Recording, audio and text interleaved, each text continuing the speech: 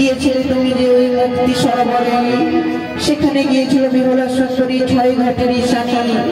তুমি বসে যে মন্ত্র জপ করছিলে, সে সময় তাকে তুমি করেছিলে অভিশাপ, ওই বানিয়ার বেটি তোমার বুকের যতই অহংকার, তোমার পতিকে খিবে কাল ভুজঙ্গ। মনে পড়েছে দিদি, মনে পড়েছে অতীতের কথা।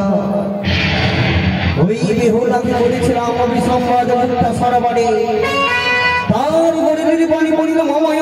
সে পরে সত্যি বলেছে ওই রমণীর দ্বীপে থাকে কালে নাগে সাত সমুদ্রী পারি, তাকে কেমন করে স্মরণ করতে হবে জানো বনি জানো?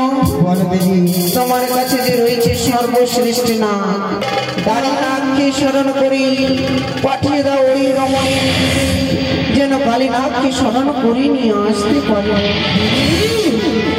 এই যে আমার সর্বশ্রেষ্ঠ নাগ রয়েছে রমনা দুয়ারি, তাকে স্মরণ করে পাঠিয়ে দেব রমণীর দ্বীপে কালীকে আয়ন করার জন্য।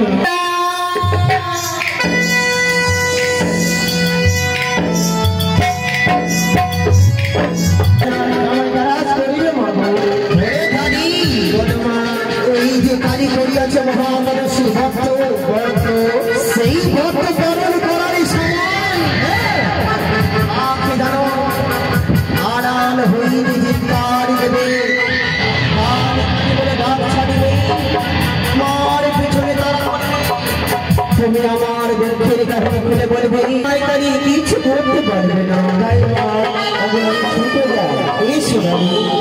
করিয়াছি আমি একাদশীর বলে, এই একাদশীর পরে যদি সফল আজকে যে করিয়াছি একাদশীর বলে, এই একাদশীর পরে সফল করে আমি মানুষ